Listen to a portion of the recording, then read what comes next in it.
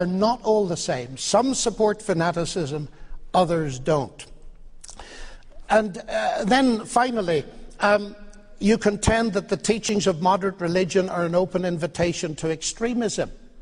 Well, that is not true of the teachings of Christ. I can't speak for other religions. But what about the moderate teaching of atheism? I've sat beside a young girl of 13 in the GDR who's just been told as the brightest child in the school that she cannot have any more education since she's not prepared to swear public allegiance to the atheistic state. I would call that intellectual murder, and it was committed many times in the name of atheism. But according to you, it's far worse than bulldozing buildings, but you say there's not the smallest evidence that atheists do such things. But there is. But perhaps I've misunderstood you. You did.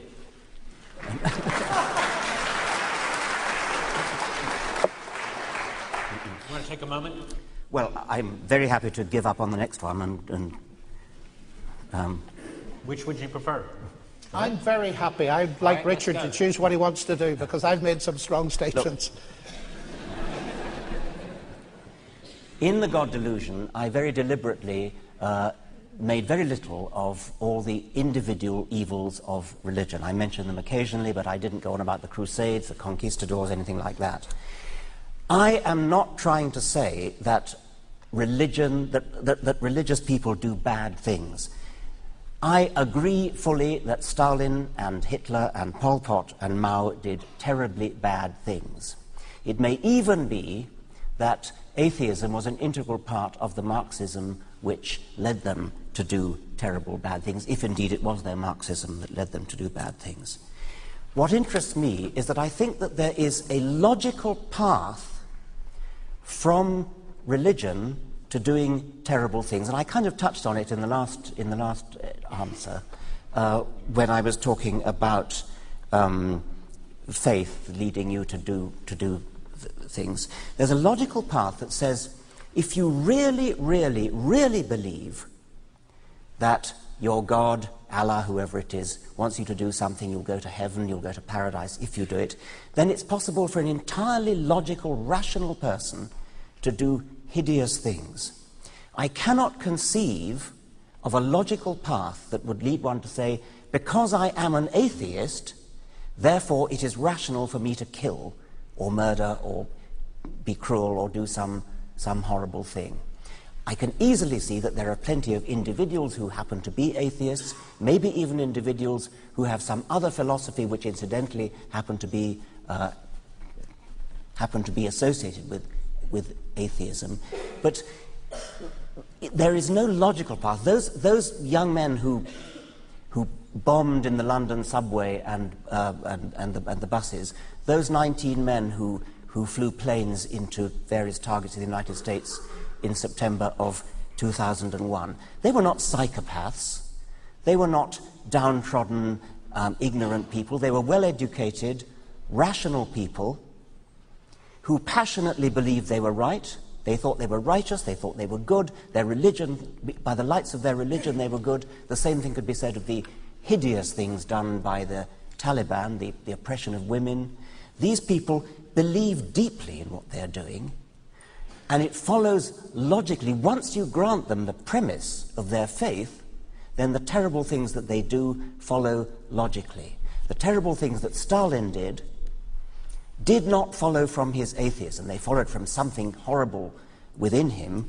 Christopher Hitchens has made the point that Stalin was, in effect, a new Tsar of a country which, for centuries, had been brought up to believe that there was a semi-divine king, the Tsar, and it would have been madness for Stalin not to have exploited this cringing loyalty in the peasantry that had been for centuries subjugated to the Tsars. It would have been madness for Stalin not to have done that. It would have been madness for Hitler, whether or not Hitler himself was religious, and there's some dispute about that.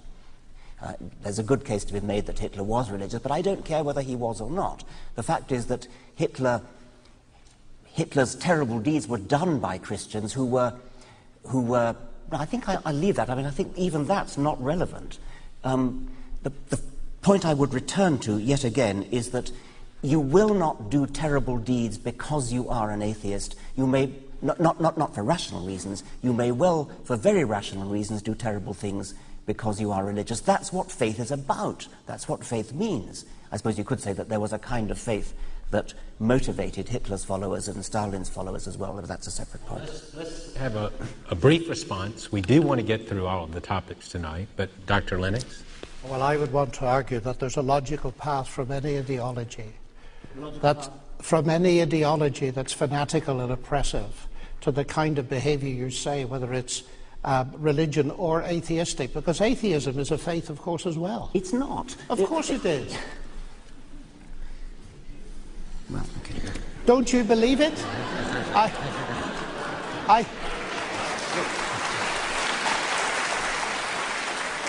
You're an atheist with respect to Thor and Wotan and yes, that's Zeus. Right. I don't believe them, but you believe atheism. No. It is your faith. I'm in exactly the same position with respect to your Yahweh, your Jehovah, whatever you call him. I'm in exactly the same position with respect to him as you are with respect to Zeus. And I cannot imagine not believing in Zeus leading one to do terrible deeds. It's exactly the same with not believing in God. I'm going to rack.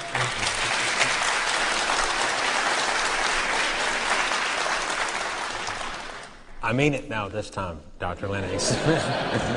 If we're going to get to the rest of the debate. Yes, let's go on. All right. Let's go on. I think the issue has nothing to do with Zeus and so on. They're non-existent deities. The issue is to do with two alternative... Okay.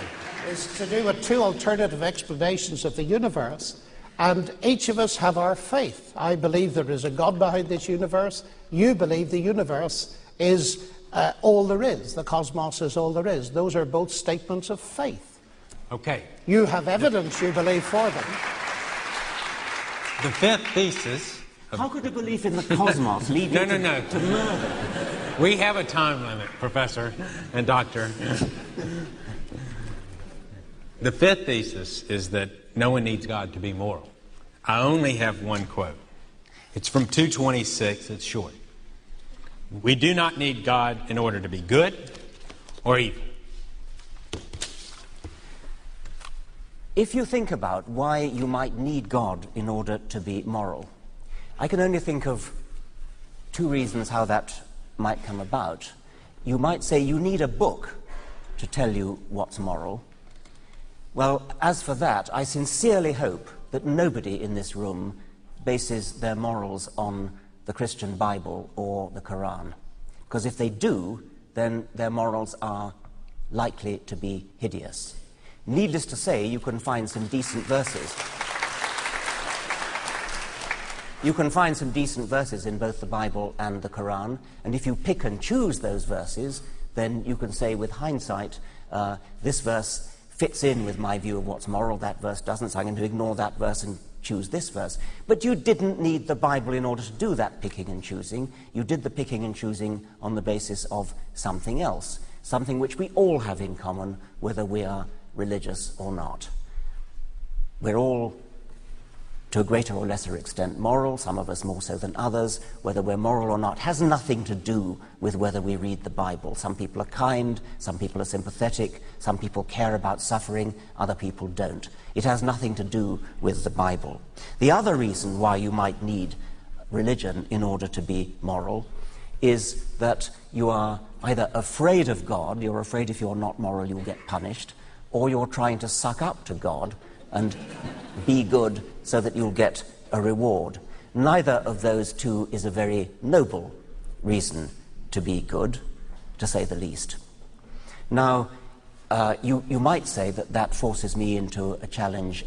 How do I know what's moral? Well, I don't on the whole, but the point I want to make is that there does seem to be a kind of universal human acceptance that certain things are right and other things are not.